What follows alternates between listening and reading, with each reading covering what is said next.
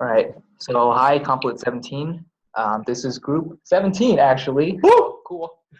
My name is Anthony. With me here is Mark, and on conference call is Nelly.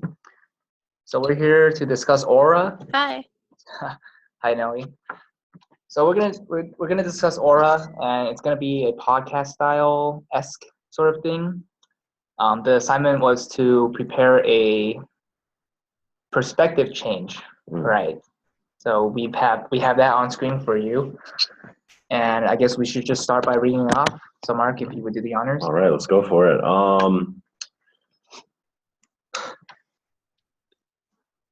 You're scurrying through the night, red eyes gleaming. The musty stench of moss makes your nose twitch. You continue on through the empty rust-colored streets. Your swift paws tap roughly against the stone, reminiscent of a tap dancer consumed by his practice.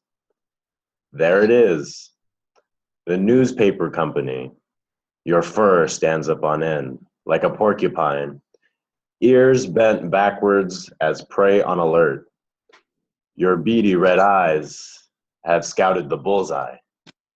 Your muffled gags lend way to a peach of parchment holding scribbled notes, which make a dull clatter against the stone. All right, thanks, Mark. I've noticed you, well, before we get to the second passage, I mean, everyone can see it right now. Yeah. But I've noticed you skipped this part that says Don Quixote. I mean, was that just a comedy flavor that you decided to put in? Yeah, I thought the newspaper company would be a little more of a stark or vicious sort of imprint if we just kind of place it there and don't really elaborate on the name. I was thinking of the possibilities of the intertextuality embedded in Don Quixote, but for our viewers here, I think it'd be a tad bit too complicated. And, I guess for our purposes, we could consider this as perhaps the anthology has pointed out that Carlos Fuentes is a reflection of, or at least a progenitor of, a Latin American movement known as magical realism. And so the sort of uncanny representation that we've begun to depict here didn't really need something as satirical or, quite as ironic as Don Quixote. I think this was much more of a serious piece. So, yeah. Well, yes, Nelly, what did you think about this first section? I mean, obviously it's describing something, and this is completely not part of the narrative, right? I mean, for all intents and purposes, this is before the narrative even starts. We know that Felipe sees the advertisement and in the newspaper. So, yeah, I don't know. What did you think? Well, if we put it in context as to what the magical realism that Mark talked about, then we can actually notice that the thing we're describing right now would be a force that is driving the story. Okay. Yeah, I guess, we should read on, and I will do the next part. So, as if last night was a bad dream, you stir from the deepest of slumbers back into darkness. That crusty, old, dilapidated, emaciated, and wet hand caresses your back. Your hair stands up again. The bile from her toothless, gaping abyss drips onto your head. Some more human speech passes through your long ears, but comes back out lost to the darkness. What is this? Another human hand? A strong, firm hand pats you with brisk callousness.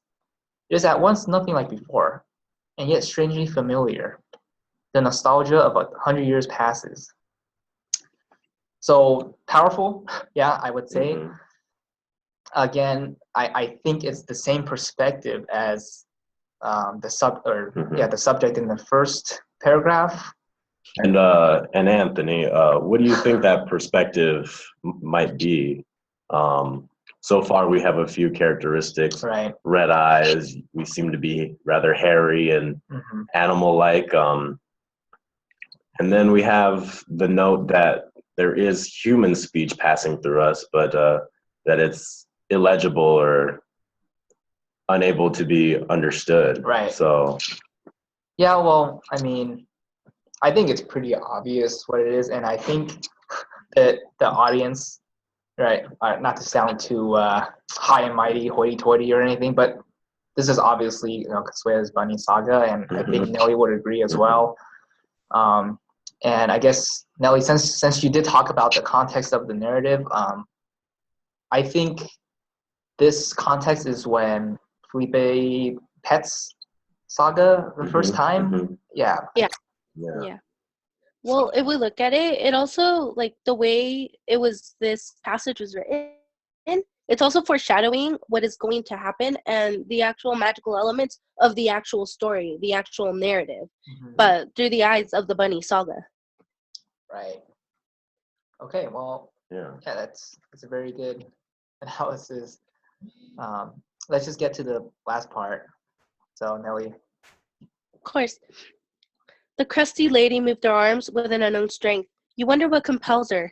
You remember the last time you had seen Aura skinning the goat, but this time, the pleasure of imagining the man's reaction made you grin slightly. The dull light of the candle cast your ears like a full-grown goat.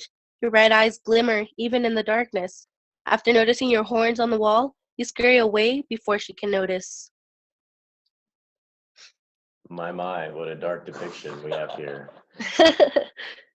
So, who would like to go first? I think, if it's not apparent to our viewers at this point, we are trying to conjure not only a sort of slightly humorous perspective by utilizing the bunny and putting you within the second person perspective, but also sort of perhaps revealing potential things that were going on behind the scenes.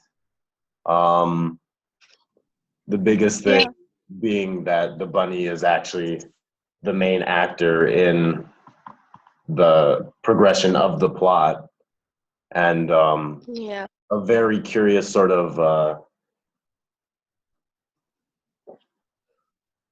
mean, it's curious. What we were Oh, sorry, Nelly. Sort of a secret. Okay. It's kind of a secret we have here.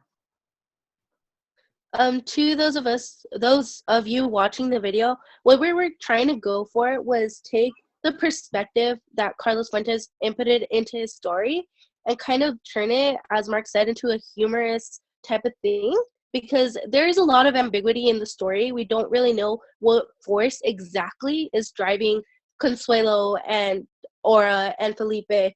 There's minimal details that leave a lot of holes for us, the reader, to fill. Definitely. Yeah, and I mean, I like how Mark, because Mark wrote this with our help, right? Well, we sort of unanimously decided that the bunny would be sort of this demonic or devilish force that sort of drives Consuela.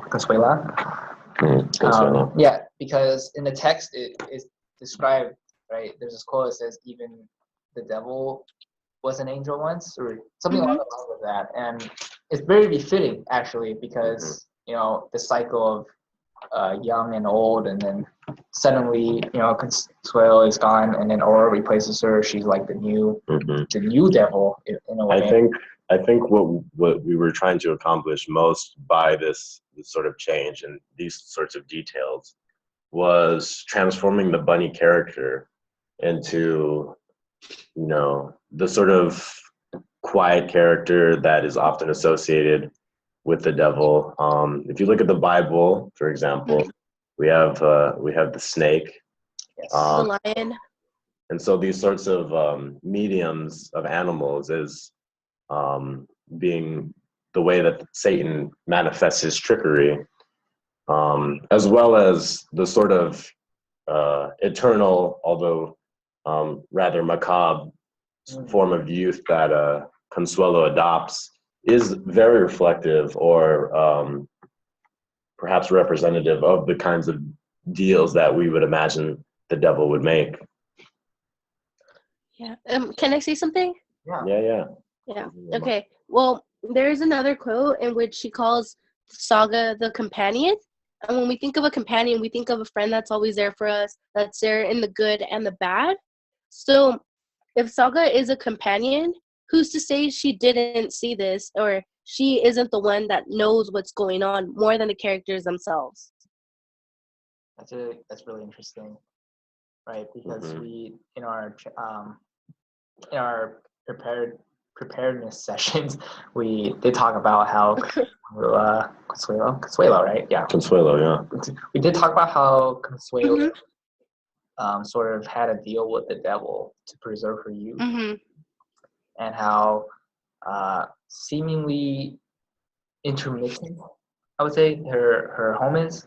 Mhm. You know, it's very stagnant in a way, lost in time, Mhm. right? Yeah, so something to think. Mm-hmm. But I think we are at our time. We've passed our time limit By far. by far.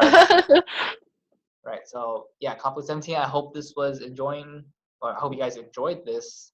Informative. Unique, informative, unique, Entertained. entertaining, and Yeah. compelling discussion on Aura. So thank you very much. Bye. Farewell.